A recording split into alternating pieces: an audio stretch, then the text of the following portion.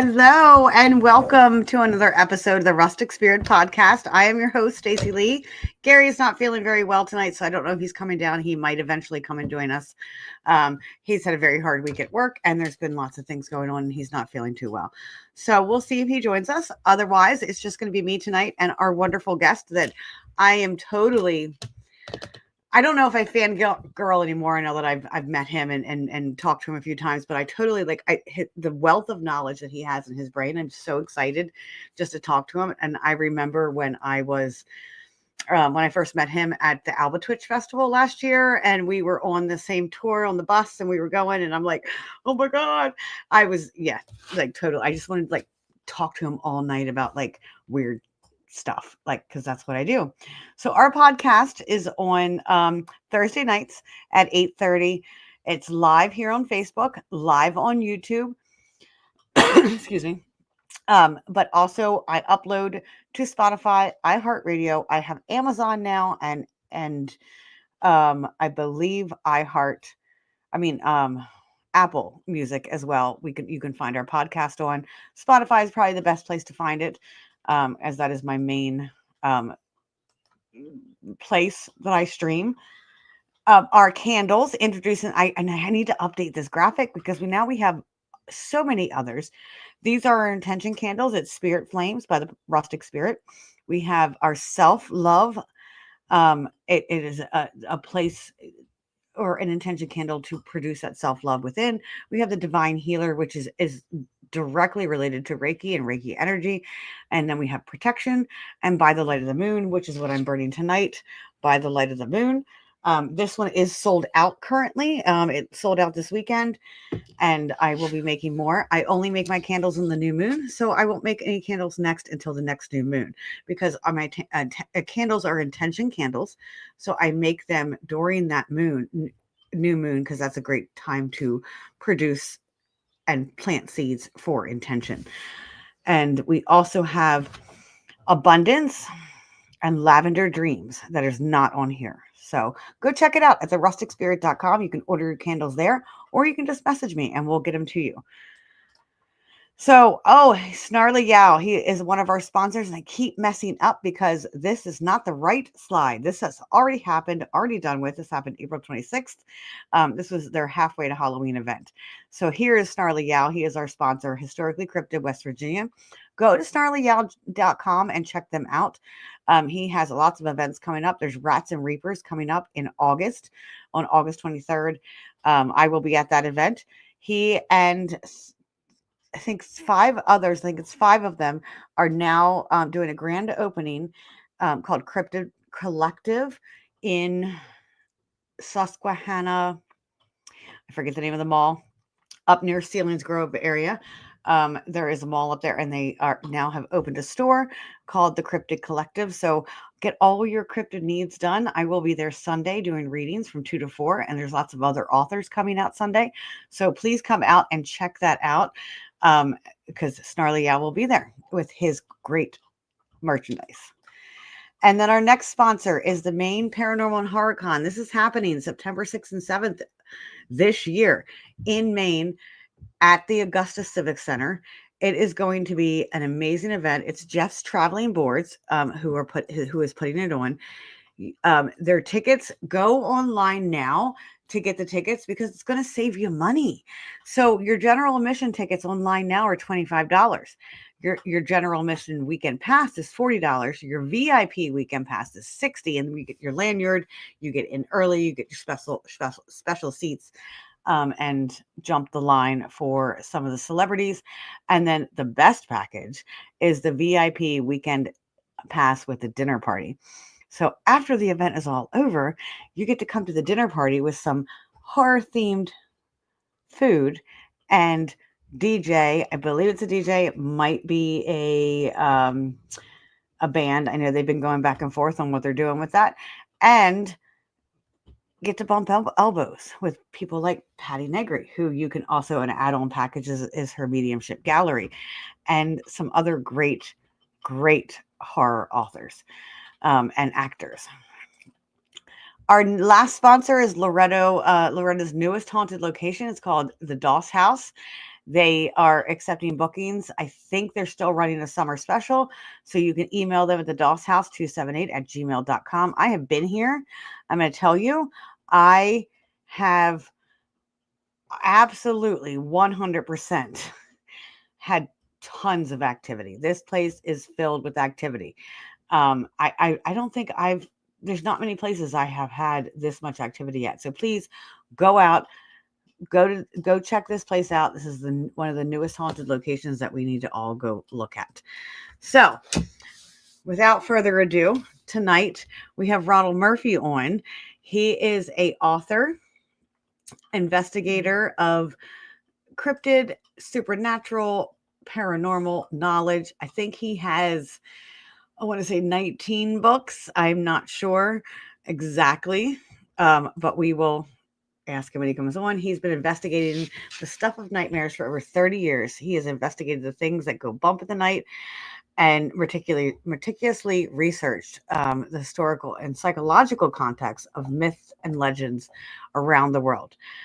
He seeks to uncover the archetypal precedent for the monsters that haunt our collective thoughts. And this is why because he has a psychological standpoint of it. And this is why I'm so excited to have him on tonight. If I can find my screen back. I was going all over. So let's just add him to the stage. Hey! Thank you very much. With that build-up, I hope I can live up to that. So, well, you have 19 books, right? Is it 19? Am I right? I think I'm close to 30 now. Now, I will tell you, not all of them are on, the paranormal. I do have a couple of self-help books out there. I've written a good bit of poetry as well, too. And I have a couple novels and some short story collections as well. Wow. That's a lot of books. It's always been a dream of mine to start writing books, but I start and then I just can't follow through. I guess it's my own mind that's telling me I'm not good enough. No, it's not that at all because I majored my BA is in literature, so I've always been fascinated by the written word, and I got to the point one time whenever I thought, it's okay to have a job and it's okay to be a dad and it's okay to be all these other kind of things, but the one thing that I always wanted to be was an author, and I was never able to do that. And I thought, I'm going to try it. And I did. And it's very hard work.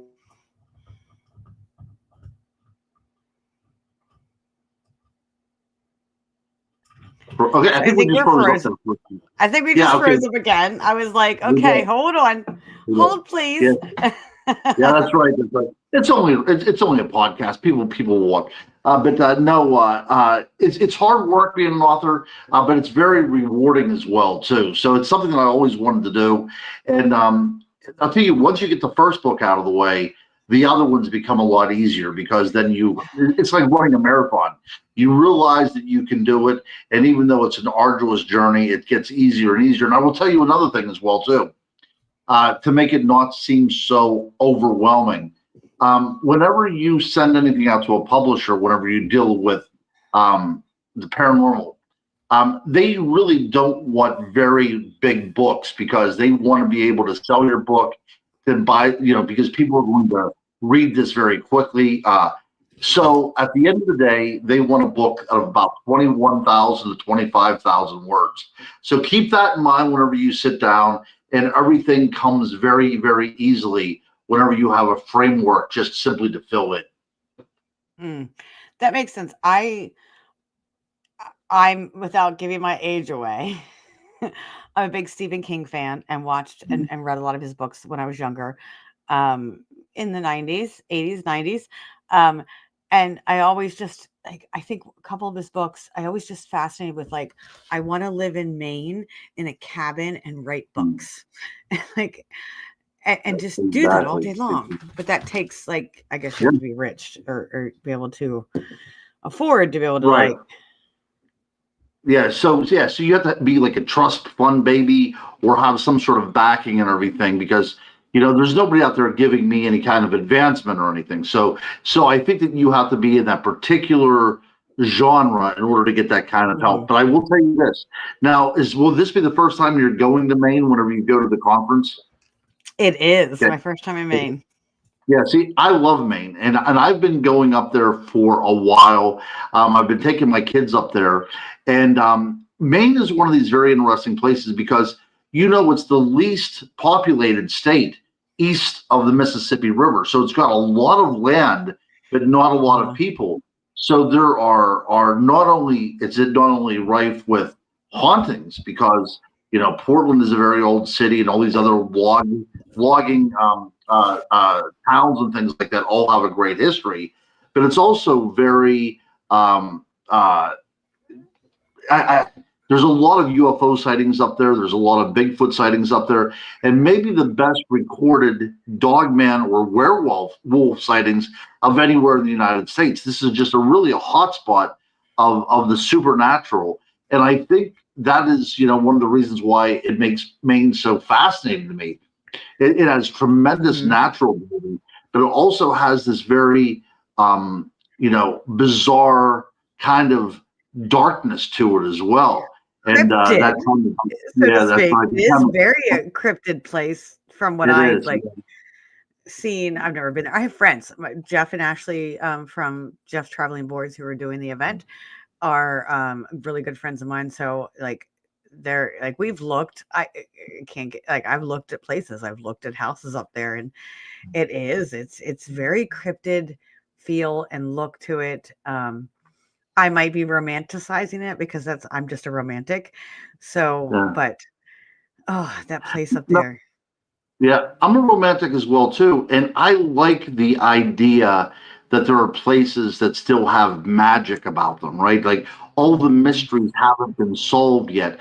And that's the thing about Maine is that, even though it's part of the United States, it is like stepping into another world, right? Because it is so isolated and so undomesticated. So yeah, I love everything about the place, and you will as well. And whenever you come back, you're gonna have to let me know all about it. I will. I'm actually going up there before the event, and Jeff and Ashley are friends of mine, so we've been talking about us just going up there for a weekend. I just tagged them, going up for a weekend, around 4th of July, just to go up there Mm, and so I can actually explore and see things. And that's right. my sister That's has right. gone up to Acadia National Park, and that to me, when I see those pictures, it's magic. That's It like is. it. I feel like Maine is like the home of magic and Mhm. um idealist. I don't. It's just yeah. Again, my romanticness. Yeah. Isn't No, there it's a true. is sorry? There's a triangle. I recently I've done some research on. I forget what it is. It's like I don't want to say cryptid, but there's like a supernatural triangle that where a lot of things are happening. Is Maine part of that? Is that the No, you know what I'm talking so about? you're talking about the Bridgewater Triangle. Yes, that's it. Yeah. Yeah. So that's in Massachusetts. And I just a couple of years ago, I was actually there doing some research. It's a weird place. It's a triangle, but it's all encompassed within the state of Massachusetts. And Lauren Coleman is actually the person that gave it its name. And if you go up to Maine in Portland, Lauren Coleman has the Cryptozoological Museum up there. And I recommend that you stop by there real quick because he runs the place. It's a fascinating place. But the Bridgewater Triangle is home to UFOs, and it's home. People believe there's portals there as well. Mhm. Bigfoot creatures have been sighted there. A lot of different ghosts. And there's a swamp there called the Hockamock Swamp. Just a lot of really creepy things go on in that town. But the town also is a thriving town. There's a high school within the Bridgewater Triangle. So I guess it's kind of like a Stranger Things, like all kinds of bizarre things happen. But it's a must to see. There's a lot of history there as well.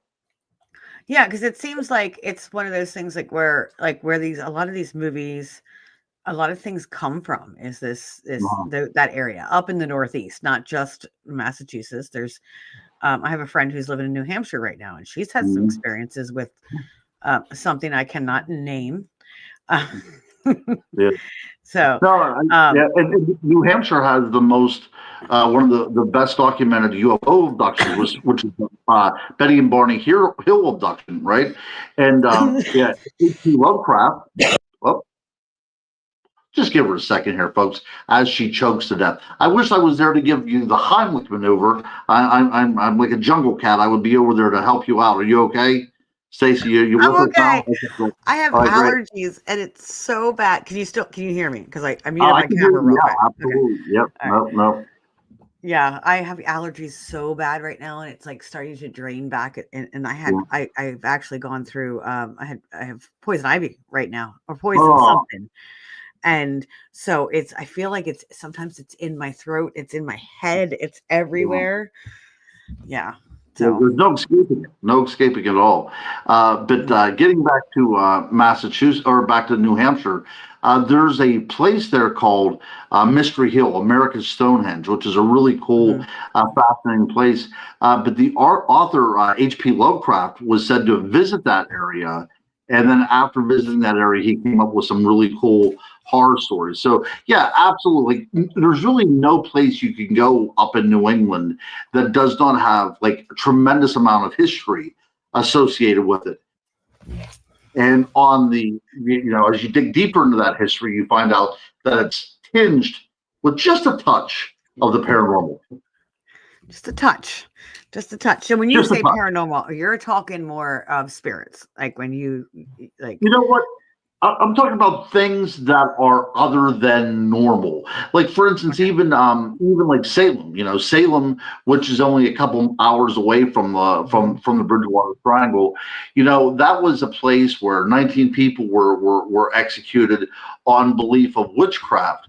But there is still something paranormal about that place, right? So if we would go back to 1692, whenever this outbreak happened, the townspeople actually believed that the devil was loose upon the town. So Yeah. there's always been something really strange about that place.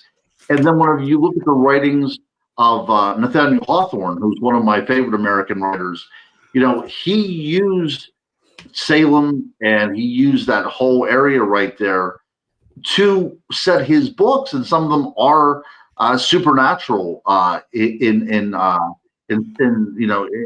its subject matter as well too. So again, for at least several hundred years, something has not been right about that area. So I'm like I'm a psychologist. I don't know if you know that's what my degree is in. I have a I master's did degree. not. Yes, that's what I do. I'm a therapist. I'm a licensed therapist, and I work in the psychological fields. Sorry, she thinks she's a lap dog. Um, so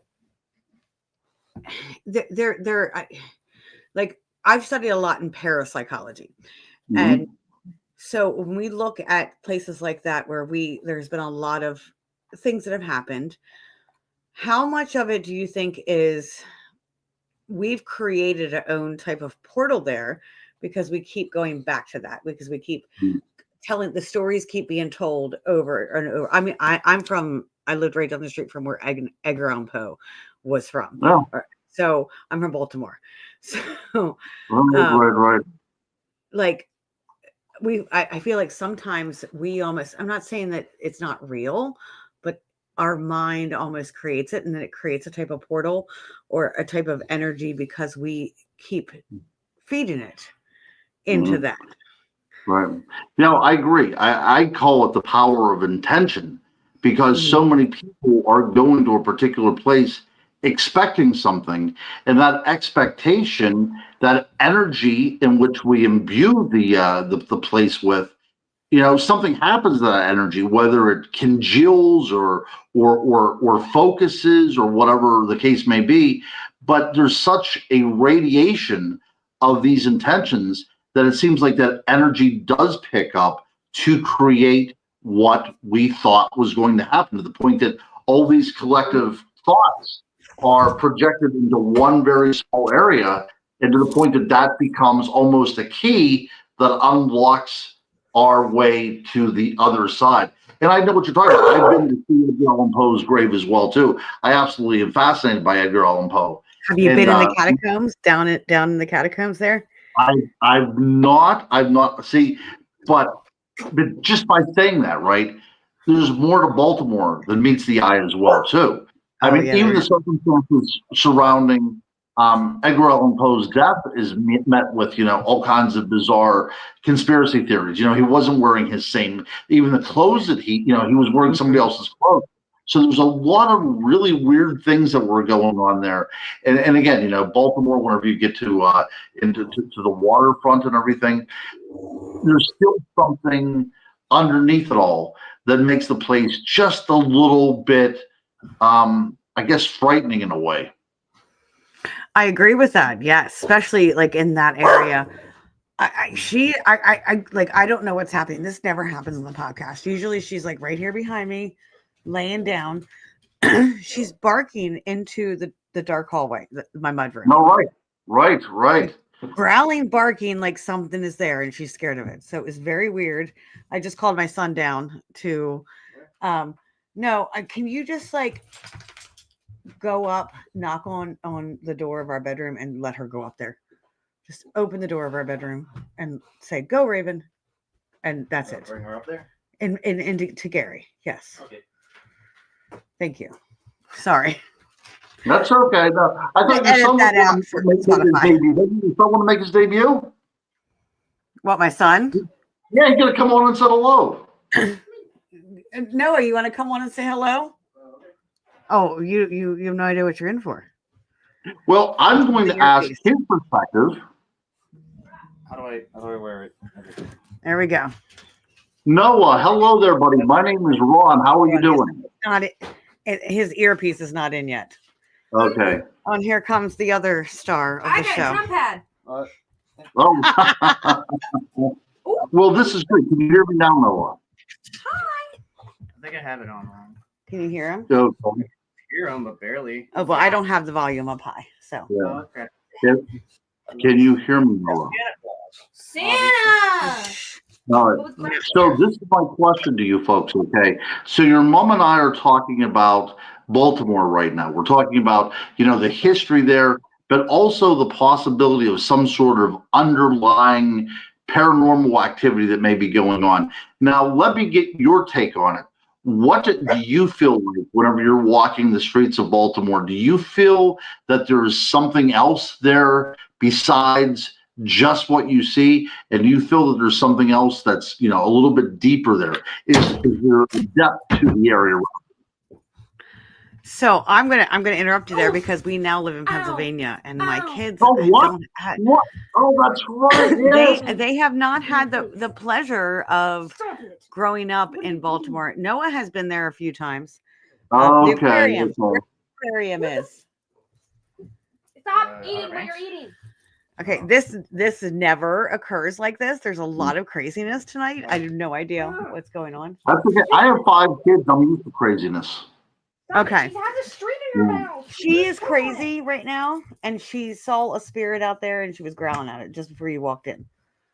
Or maybe she heard you coming. Go to your room if you're frustrated with her. She's gonna choke on the string. It's gonna wrap around.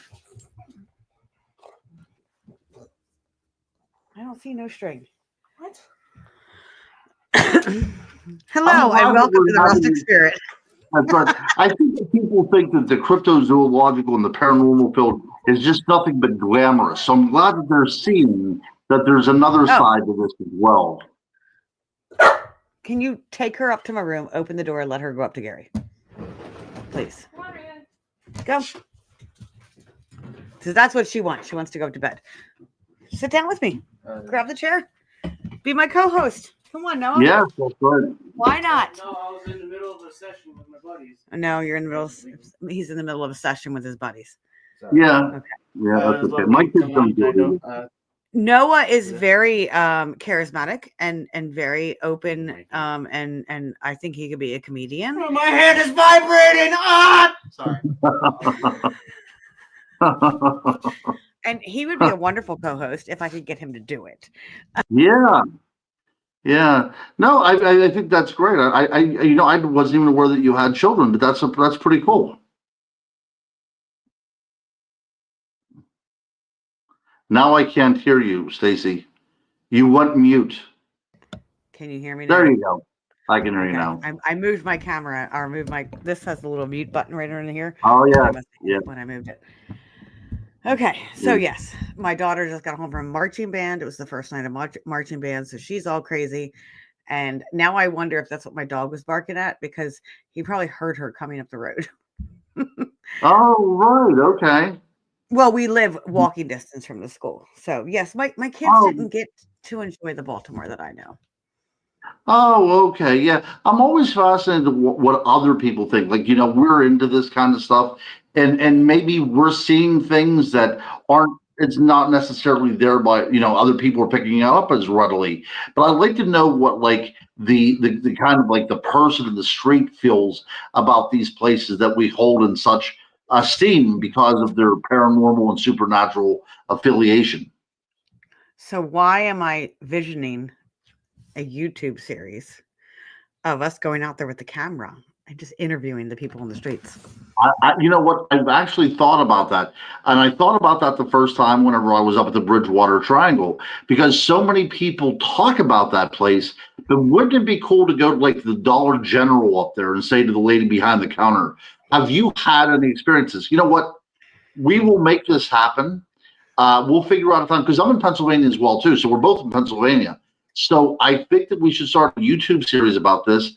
Then it will be picked up by some place in California, and then we will just do nothing but this, and we'll become rich and famous doing this.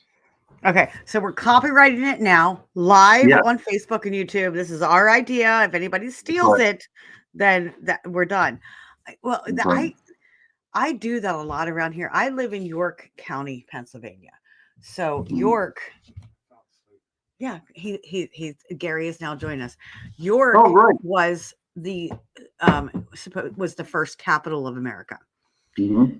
Washington was here. They started their office here. Certain things were signed here, and so we have a lot of history around here. We have a lot of tunnels that go underground. I live on the Susquehanna, so we have a lot of underground railroad tunnels that come into. We have houses that have third basements. We have so much stuff. We have this huge cemetery over here that has Civil War soldiers in it. The day before the Battle of Gettysburg, they came through here ransacking the town. So we have all this energy here. So our local rudders, I ask them all the time, like, what's going on here? You ever see things here? So I do that now, but I never thought about putting it on camera. It's a great idea. Yeah, so I'm only 3 hours away from you guys, so I'm over here towards You're Pittsburgh, over in right? Chestnut Ridge, right? Yeah, I am. That's right. So we can figure out something that we could, film several episodes in 1 day time. So I say we figure out in the summertime when to do this, and we make this happen. Gary, we're just talking about a get rich quick scheme right now. Yes. Rich scheme. He's from Baltimore as well. So. Oh, right. Okay, perfect. And that's what he asked. Yeah.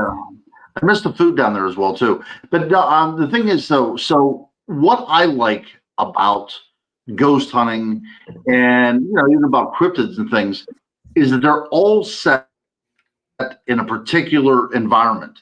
So in order to get to the bottom of what we're chasing, we have to understand the history to which they belong. So as I look at the world of the paranormal and the world of the cryptozoological, I find out that it's so much about the people that are experiencing these things, maybe even more so than that which is being experienced. And I'm fascinated by the human story.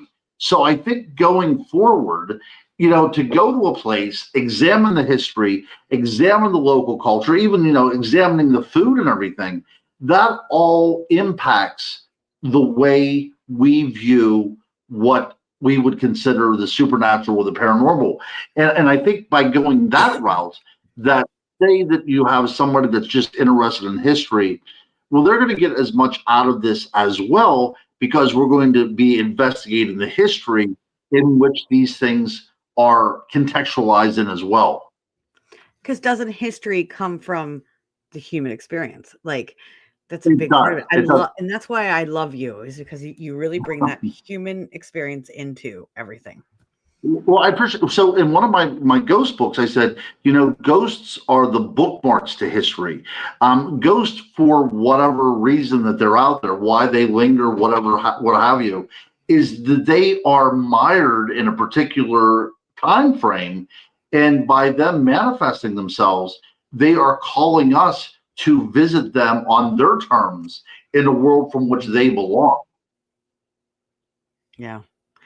Yeah. So, do you remember Ron from Alba Twitch? Yes. We sat with him Yes. on the crazy bus. Yes. That's right. You have the best flashlight I've ever seen in my life. The what? You had the best flashlight. That was you with the flashlight, wasn't it? Yeah. Yes. Oh yes. See, Yeah, yes, yeah, he yeah, yeah. he remembers your flashlight. Yeah. Where he's like, Yeah. that's the alien flashlight. He The points big up to one, the yeah. sky to. Yeah, it goes real far. Yeah. It's awesome. It's awesome. I like that flashlight. Yeah, I had a good time with you guys. And just imagine doing that. We film it, and people are going to say, "Oh, I love to see his flashlight," and I also like to hear about their stories. And so we got this. We got this in the bag. So this is Jeff from Jeff's Traveling Boards, the Maine Paranormal and Horror Con that he's doing. So Jeff, we were just talking about Maine and the magic there, and how it is Ronald was telling me, like, when I go there, it's just going to be a really amazing experience, and how it holds this.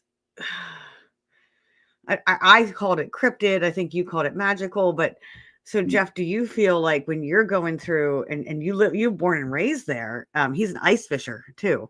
He does ice fishing. My goodness.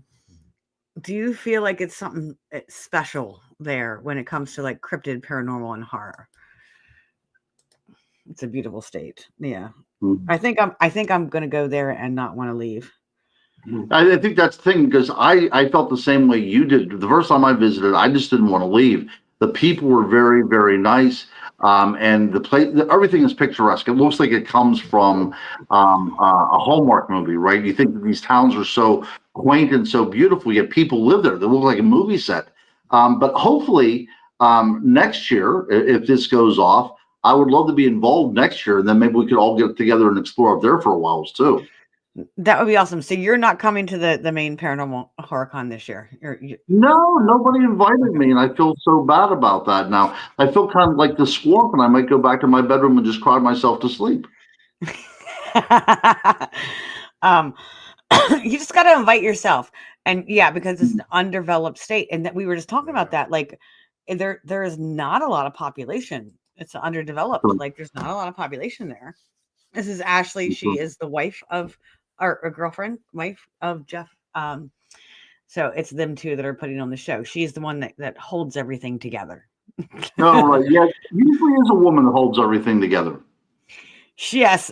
Jeff has, obviously he is, we have he has crazy ducks. So we have a group chat that's called Crack Ducks Paracon. So as he was starting and coming up with this idea of the Paracon, he was just going like crazy, and him and I both were, because we both have this, like, we just go, we're just going to do it. We're impulsive. We have ADHD, and we're like, we're going to get Stephen King, to come to the Paracon, or we're going to get like this. And we're like, ah. So we needed Ashley and Gary to calm us down. So Ashley created this Crack Ducks Paracon group chat. Very so cool. He has Very crazy. There's nothing there is, but in certain areas, if you go up north, there is so much land. Yeah. That's right. That's right. Yeah, I've been up to Lubec. I took my kids up there to go to the very end of the United States, so that's Lubec. It's right across the bridge from Canada. And, very few people that were living there. You couldn't get cell phone service, but it had an amazing public library, like one of the best I've ever been to, and some of the best pizza I've ever eaten as well. So that's a bit of a dichotomy as well. Yeah. So you're food driven as well, just like. Oh my goodness! There's good lobster up there too. I got a lobster dinner up there. Now, of course, this is going back probably 13 years ago, but I had a lobster dinner up there for $9. True story. You could go watch the boats going out, and then they come back in the evening, and you get a lobster, a baked potato, and an ear of corn for $9. That's what it was 13 years ago. Wow. I remember as a teenager, I lived with my aunt and uncle going up there, Connecticut, and we went to some, I don't know, like Massachusetts was there, and like going down like the road, and there's like these colonial looking towns, and then going by the water and picking up these lobster for dinner, and they were like dirt cheap. Even when I got older, like, friends of mine, like they would take a trip up that way every year just to buy a cooler full of lobster. That's Yeah, absolutely good up there. absolutely. Hmm. Oh yeah. Yeah, we're big Yeah. seafood people. Oh, I am too. And now, whenever you go up, like, so as you enter New England and start going farther north, like, whenever you get into Connecticut and even Massachusetts, these are all tourist-driven areas, right? And they know that. Hmm. But whenever you start pushing deeper and deeper into the expanse of a state like Maine, where only locals go, you're going to be able to get all kind of deals because they very rarely get tourists up in that area. Yeah, that makes sense. Mhm. Yeah, when Yeah. you're outside that touristy area. So speaking of lobsters and water and stuff like that, like you have a book Mhm. that, and I'm trying to like, where is it? Because I just had it up about the mermaids. I did. So the first book that I wrote was a book on my research about the Chestnut Ridge. I've been researching for a while. I've been fascinated by this subject, and I started to compile stories, and I started to write down some of my research, and I put together my first book, which was The Unexplained World of the Chestnut Ridge. And that was my first book, and that was literally going to be the last book that I wrote. It was very, very hard work. And I really didn't want to go through that again. My kids were all quite little, and like I said, whenever you write a book, I remember that I had a kid, both of them in diapers, on each of my knees as I was sitting there writing the Chestnut Ridge book. So as a parent, this was very daunting, right? So I had finished my Chestnut Ridge book, and my daughter Willow, who must have been maybe 7 or 8 at the time, I guess. She said to me, she said, you write books on like Bigfoot and all that other crap. That's what she said verbatim. She said, what about writing a book about mermaids? And I hadn't ever really given much thought. So I said, I'll see what I can do. So I gave myself like 2 days. I thought, I'm going to do some preliminary research and figure out, if this is doable or not. And after 2 days worth of research, I was so enamored by the topic. And actually, I was so caught up in the topic that I set out and wrote my first book after my the Chestnut Ridge book. And that's what led me on to write about, Dogman and ghosts and all this other kind of stuff. But yeah, if it wasn't for my daughter Willow suggesting that I write a book about mermaids, we probably wouldn't even be here having this conversation. Oh, you're off again, my dear. Oh, there. Sorry, Gary was there you go. talking, so I put it off. That's okay. So the funny thing, the funny thing is like Gary's daughter's name is Willow too.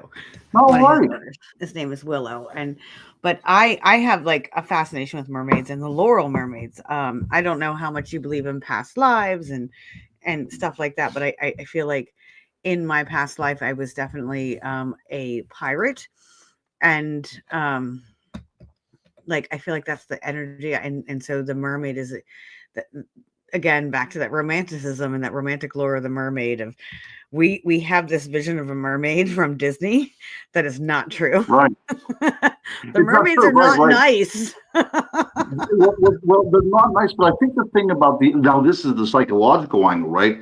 I think what Yeah. a mermaid represents is the wildness of the female, right? Because women, even now, as we were talking about before the show started, you are indoctrinated to conform from a very early age. And what a mermaid does is sets the patriarchal world upside down because she is a part of a world that a man cannot enter into without Mhm. facing death, right? She And she lives controls him. in a world of Yeah, porn they, dolls.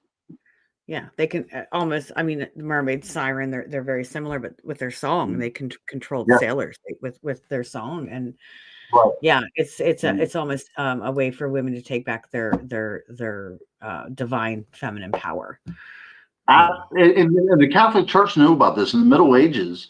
You would see mermaids carved into pews and carved into woodwork because that was an allegory. This was something to watch Mhm. out for because It was any Mary young man that Magdalene. would, yeah, that's right, that's right. Any young man that would get caught up in his passions and pursue, a mermaid leaves necessarily leaves the world behind, right? You have to because mermaids don't live in our world, and so they're very sexual as well too, and they equaled, basically a mermaid equaled the downfall of a man, and that Mhm. is so cool. Now, as they start to become more and more, and I used this term earlier, as mermaids start becoming domesticated, you see them now appearing in artwork as symbols of divinity. They're in a perpetual baptism in the ocean. They're living Yes. in a state of grace. That's Mhm. because we as men attempted to pigeonhole them and make them into something that they aren't. But every time I write a book, I always look at the female perspective. And the mermaid book. And we're frozen again, but that's okay. This keeps happening every once in a few minutes, so we'll come Yeah, back. there we go. Yep, we're back. There we And go. we're back. So my Yes, mermaid book and then my vampire book, it was really cool to research because you could see how powerful women once were, and they should still be. But what we did as men is we made them into monsters. Any woman that does not want to conform to our society, we make them into monsters. And that's an unfortunate commentary. it's true. I actually just saw it, came across, and I saved the video. It was a reel on Facebook of a woman that was was I guess what started off was we talking about Mary Magdalene, and Mhm. they were like, the guy's like the woman in the background's like, Jesus was so forgiving and so loving, he accepted Mary Magdalene as a whore, and they're like, well, hold on a second, let's talk about who Mary Magdalene really was, and That's right. how, like, in history we have almost flip-flopped who Mary Magdalene really was. Mhm. If your belief, I'm not trying to get into a religious battle back and forth with anybody, but Mary Magdalene was a strong, rich female Mhm. that stood by his side and stood up for him, for Jesus, Mhm. in this story. And while the disciples hid in the mountains. Yes. Without a doubt, without a doubt. So, yeah, it wasn't actually until the Middle Ages where Mary Magdalene became the prostitute, right? Mhm. We know. We're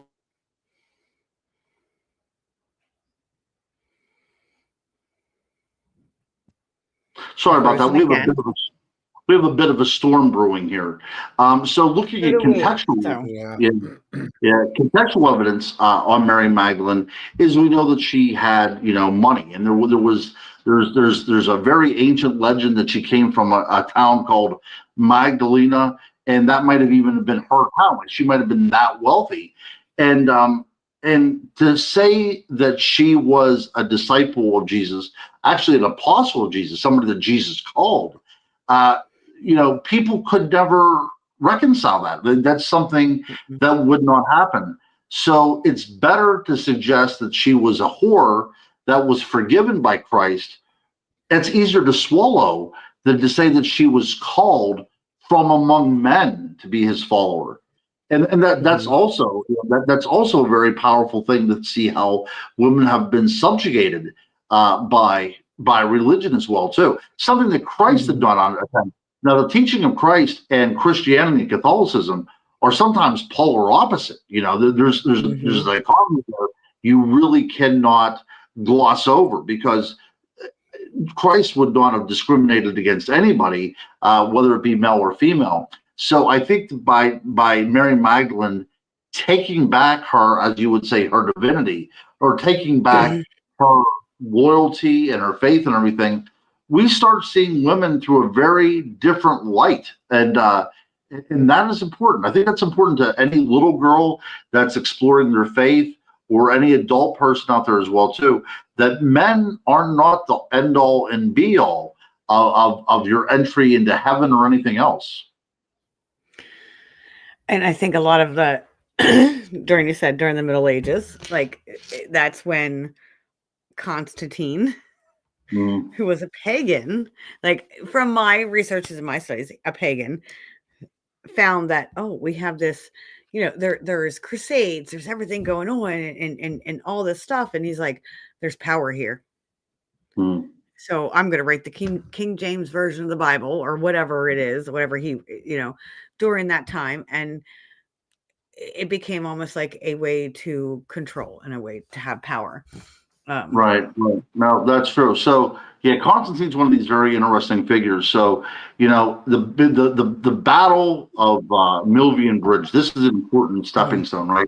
So he's trying to become the sole ruler of the Roman Empire. Right now, it's divided between him and another emperor named Maximian, and they're going to have this battle, and the victor will be the one that will be the unifying emperor.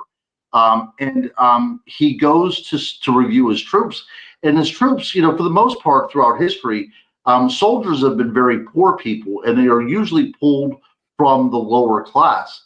And most of the people who were soldiers were already expressing their Christianity, right? This is before Catholicism, of course. So he sees that, and your point is absolutely well taken.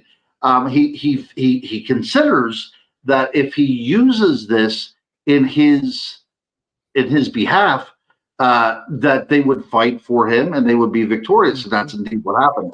Now, it was said that he had a vision of the Chi Rho symbol, and a voice comes to him and says, "By this sign conquer." And he had them put this symbol on the shields, and in so doing, they were able to defeat Maxentius at Milvian Bridge. Yeah. And he became sole emperor. But whenever we look at the writers of the time, Eusebius, for one of them, he claims that the vision that Constantine has was very real, that this was an actual vision that he had. And we know that by 313, the year after, he makes Christianity legalized. Now, he doesn't make it the official religion. That's what a lot of people don't understand. Because I don't know if he ever converted. Did he? Did he ever convert? Well, we only know by reading between the lines. We know that there are some stained glass images, and we know that there are some photographs. We know there are some drawings in medieval manuscripts of him taking baptism, but it wasn't until he was on his deathbed, kind of like, this is the end kind of thing, and I might as well hedge on my bets type of thing.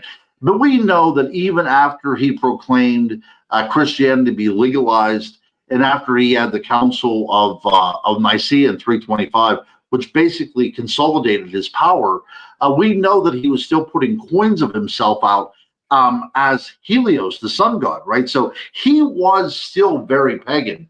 But I think he wanted to be a god.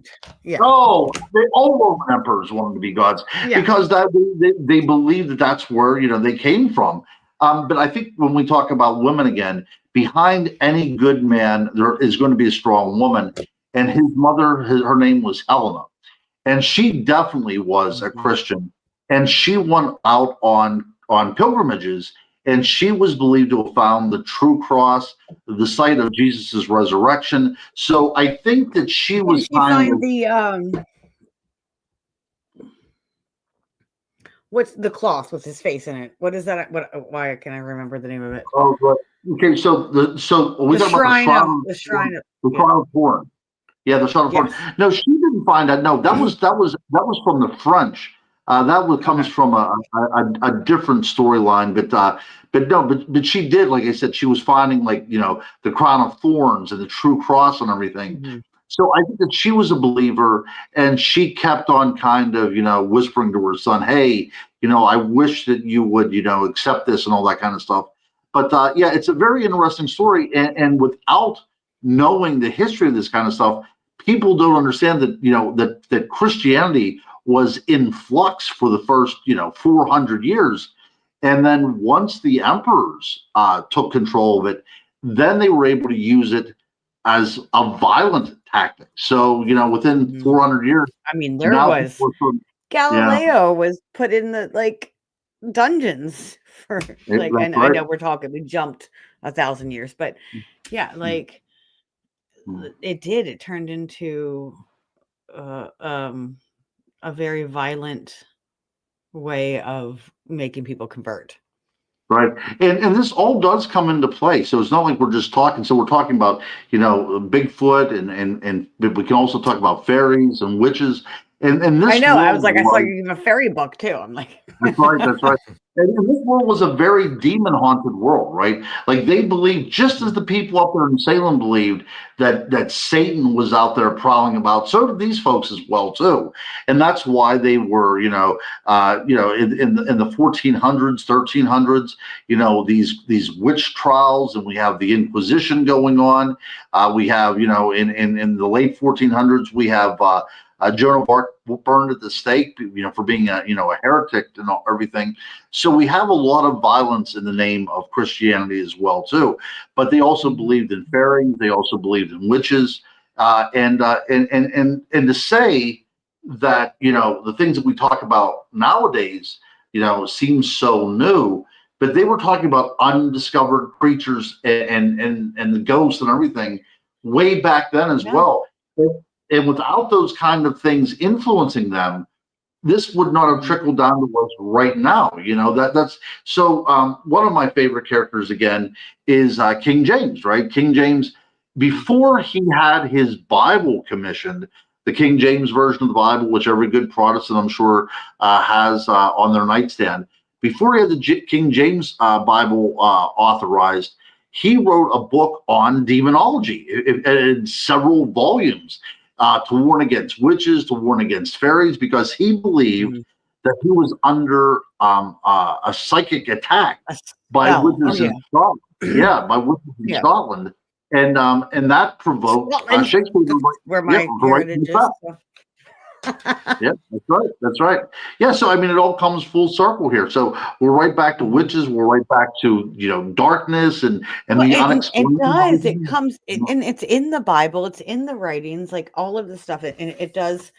There is a darker side to every entity.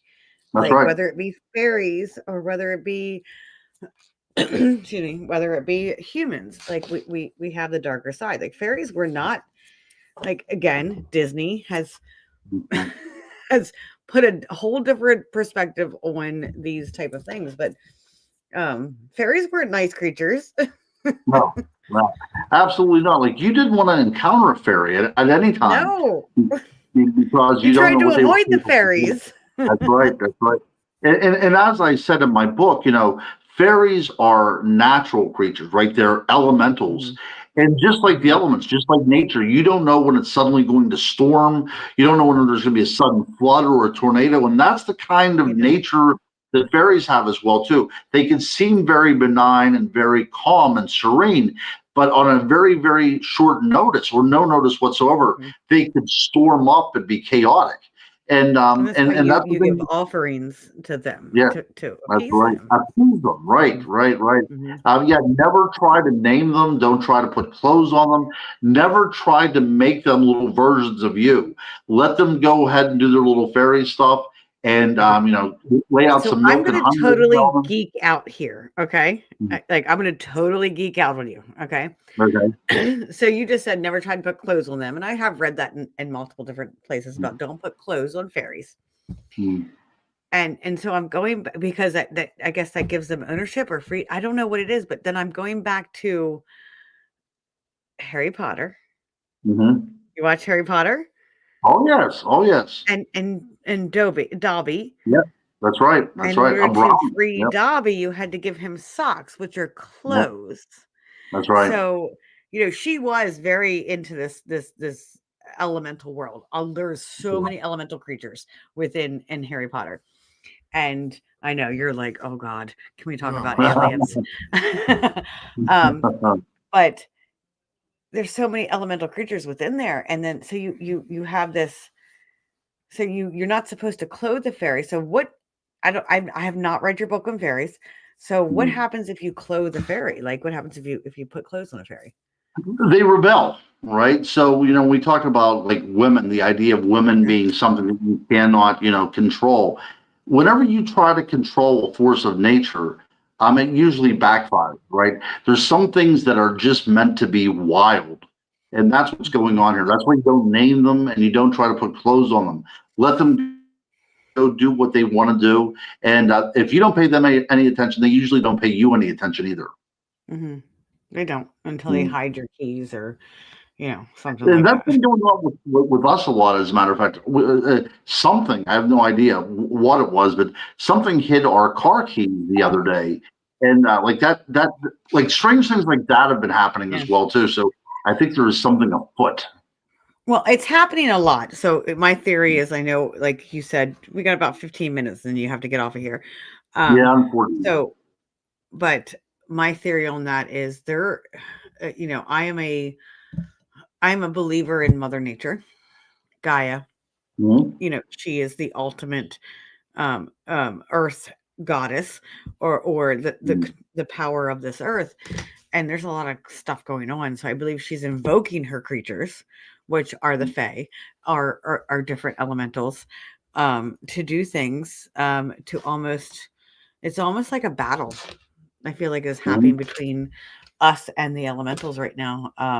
But we have no idea about it. Yeah, I buy that actually very much so. And I've always been a proponent of the Gaia theory. So, you don't have to be new age to think about the earth as being a sentient, organism. Even science For a long has time people have thought of that.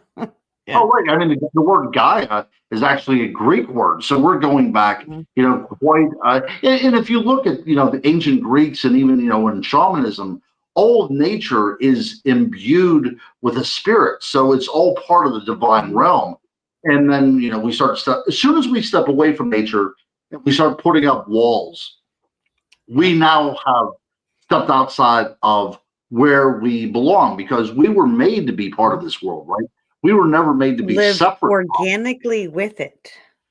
Amen. I'm a shaman. Amen. That's what I do. I do a shamanistic practices. We need to be organic with it, not control it. Not controlled. Absolutely. So the way I say it, and I say it in kind of a pedestrian way because you understand it in different levels than I don't. But I always say it's kind of like a universal tuning fork, right? That had happened at the point of creation or whatever have you. And that frequency is still out there resonating. But we as human beings have decided to step away from it. Now, once we step back into that frequency and become realigned with that universal harmony, if you will, then the idea of things like disease and things like war and hatred, that kind of all slips away at that point because we are now part of that same universal mindset, that same universal frequency.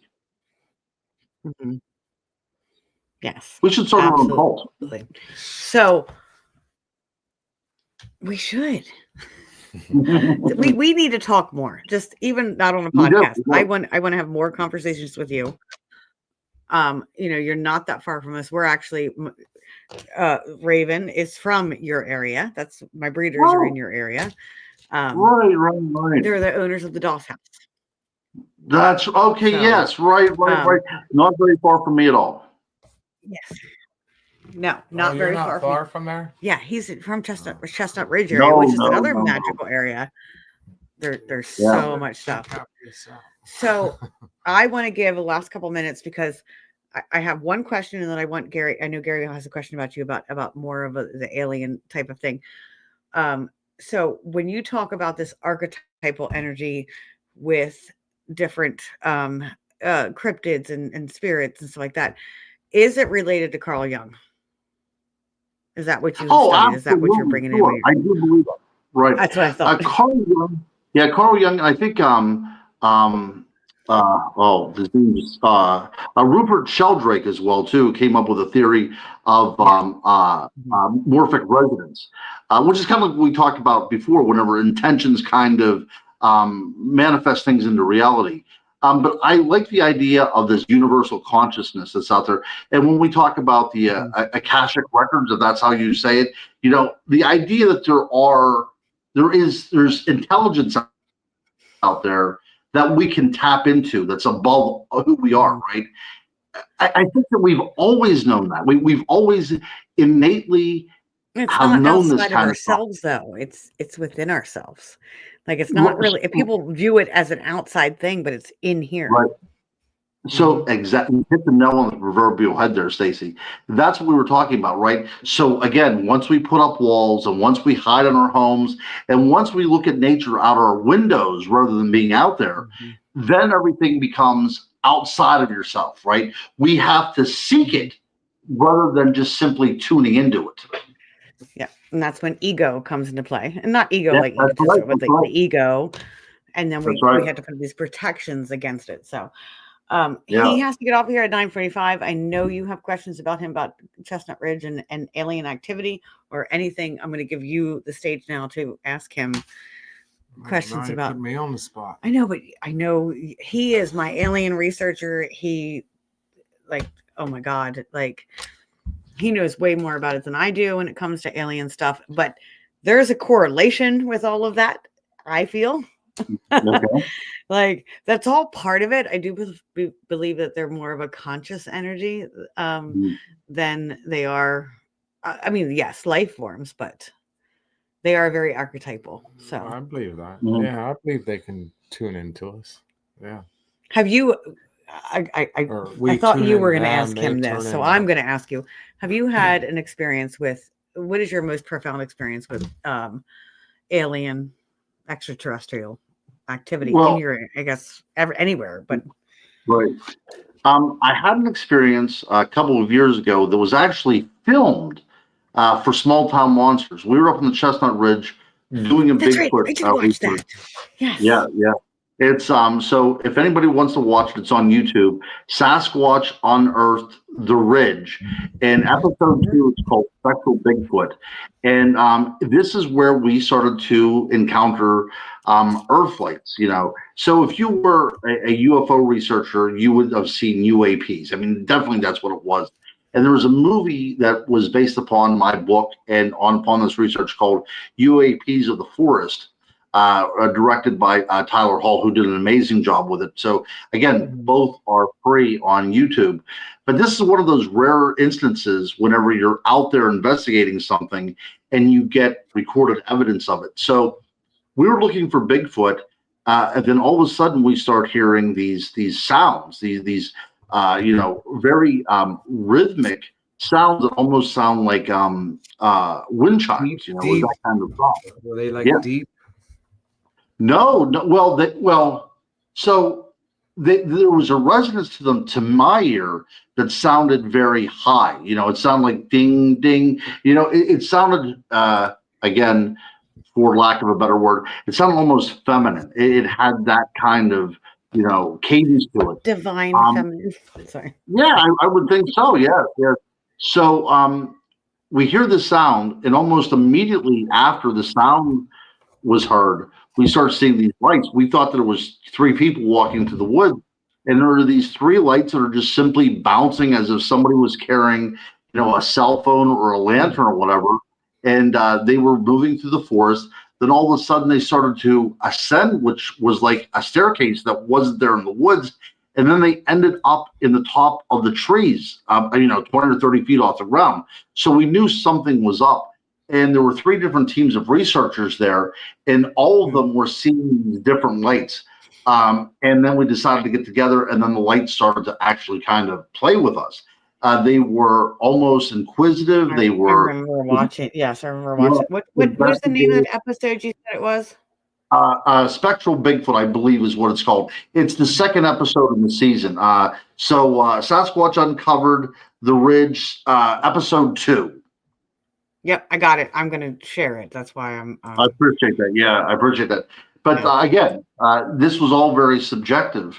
If I was doing, ghost research, I would have said this was orb activity, and indeed it was orb activity, but it was also supernatural in a way that they were actually hovering as well, and they were moving in and out of trees, and they were following us around.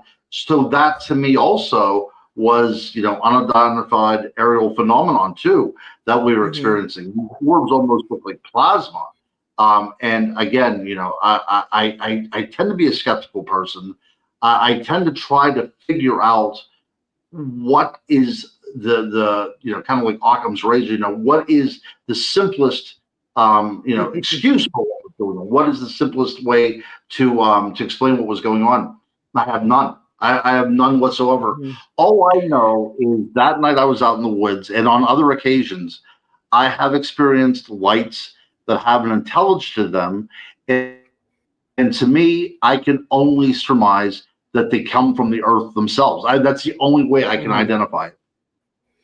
And Yeah, yeah, it you're seems talking as if about it manifests. Occam's razor. Like, we try to simplify because our brains are designed to make order out of chaos. Because when we can That's make right. order out of chaos, our brains are built for survival.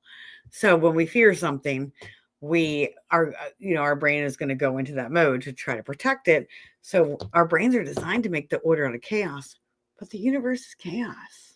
It is. So It when you is. can be in Absolutely. tune with the chaos and sit with the chaos, then you can really truly see different things. I did share that episode. I do remember seeing that episode. It's very deep. Like, you have It to kind was. of go very deep with this stuff. Yeah.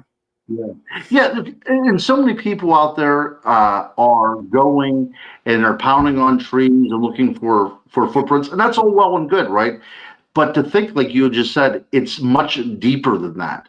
And I think that once we get into that kind of mindset, to know that there's nothing just superficial about this, that it goes much deeper, then we can kind of figure out what is going on a little bit better. Going back to Carl Jung again, he talked about this deep grammar of the universe. And that's literally what this is. It's this deep, primordial, I guess, soup, for lack of a better word, where all this stuff is coming from.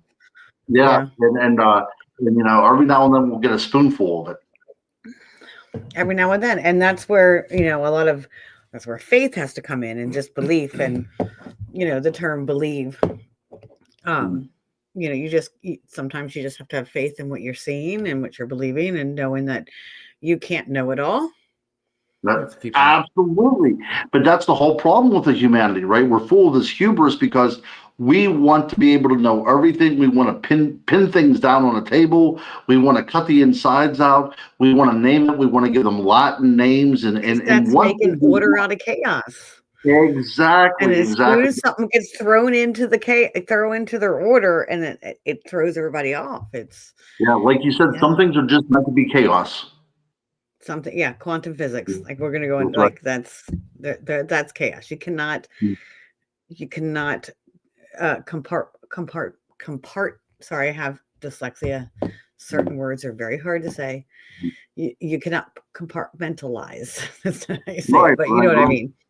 I do. Some things you just have to let them be and understand. But even whenever you're dealing with quantum physics, even in that chaos, there is a beautiful, miraculous order as well. Even those things seem so tremendously difficult and thrown around and all that kind of stuff, there's still this unifying order that interconnects everybody together. Which gives me, again, you talk about faith, it allows Christ you to be consciousness. Stable. Yeah, exactly. It allows you to be stable and in the face of insurmountable odds, because we know that everything is interconnected and everything will be just fine.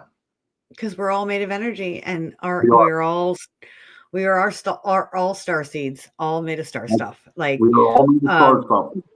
Yes, he was like, his show. God, I can't remember his name.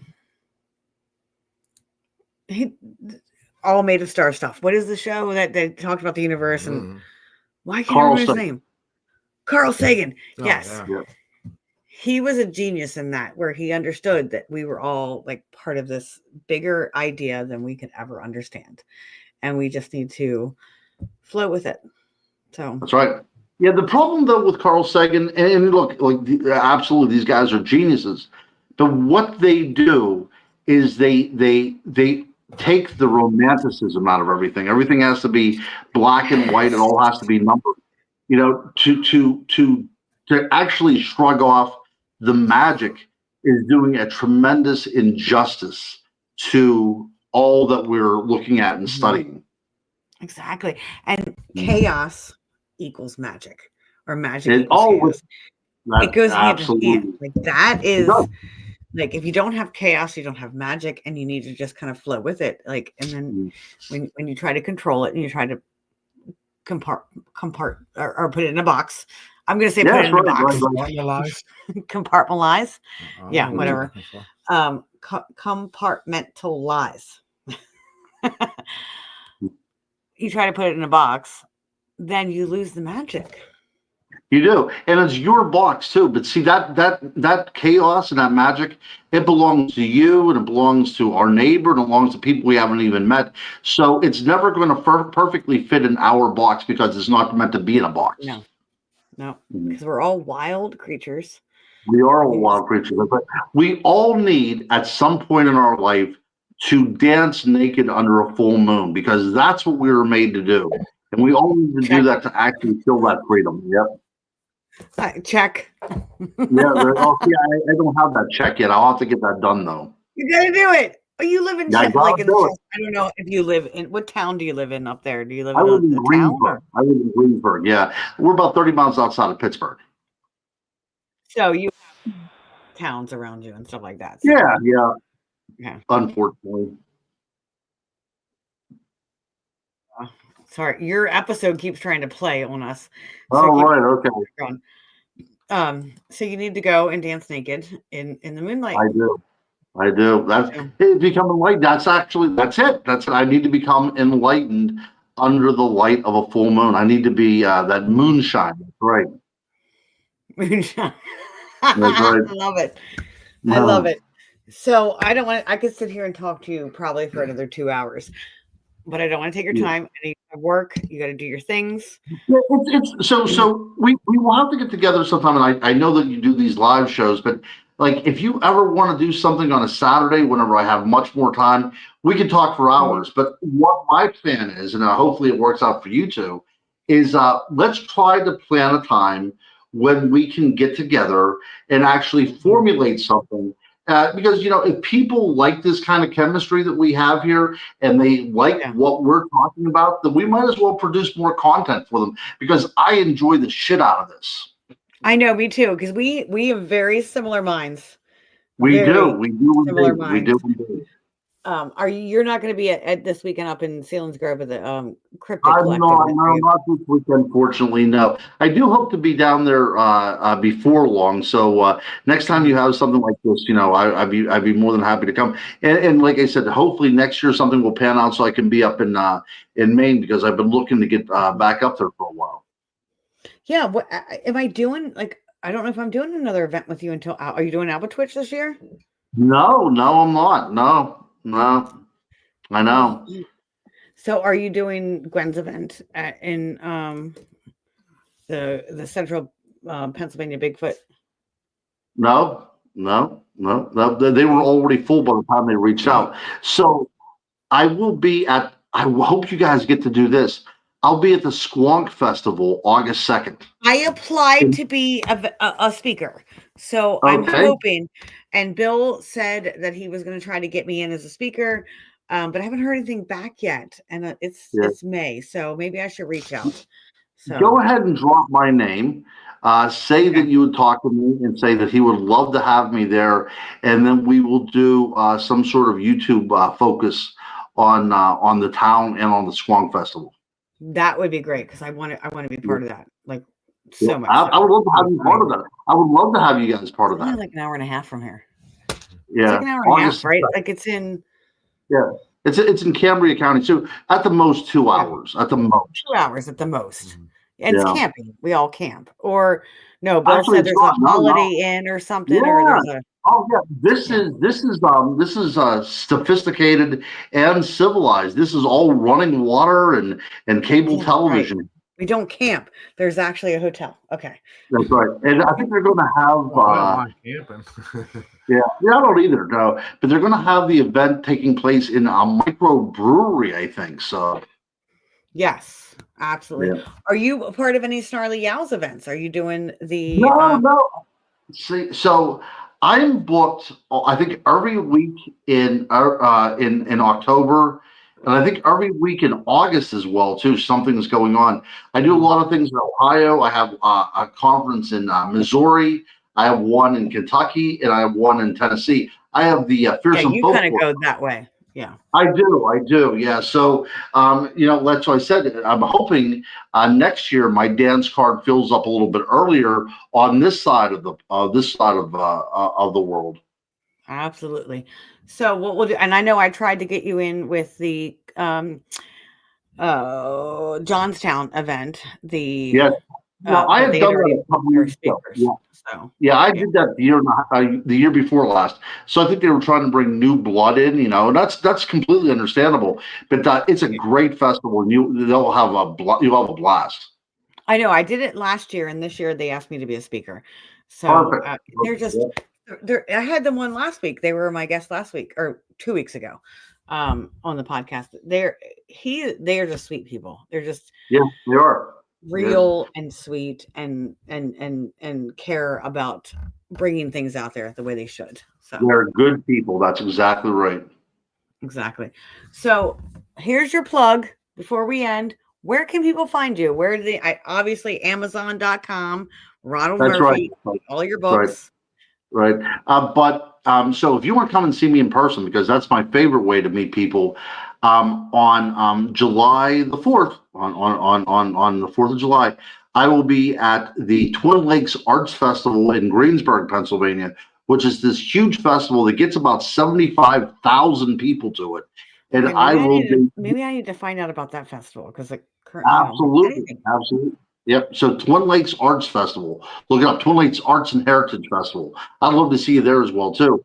I will be debuting my book on the haunted history of Westmoreland County, Volume 2.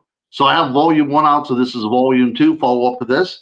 And then on August the 2nd will be the Squonk Festival, and I will be debuting my book there, which is Squonk, the ecological perspective, which I absolutely loved, taking my lecture and turning it into a book that examines the squonk.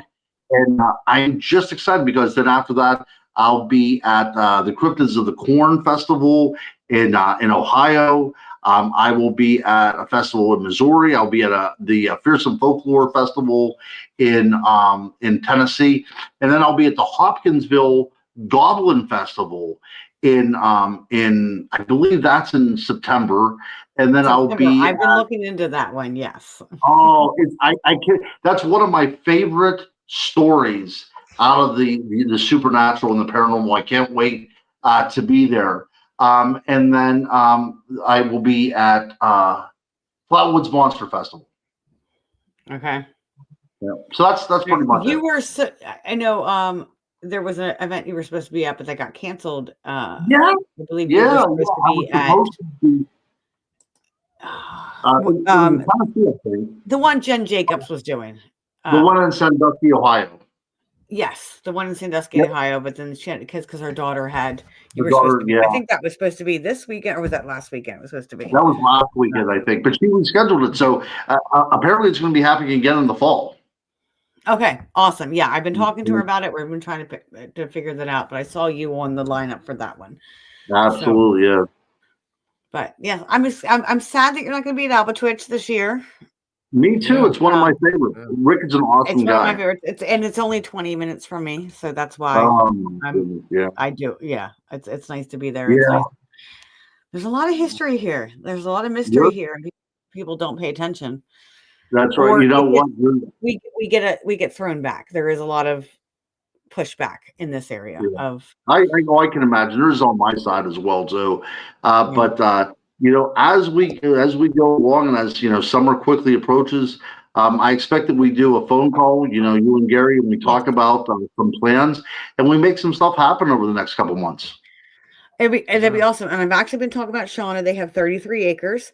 They live in Strongstown, PA. And Oh they've been yeah, having some activity in their land, and we've been talking about doing an investigation on their land, about some of the stuff that's happening there, both Bigfoot and UFO. So wow.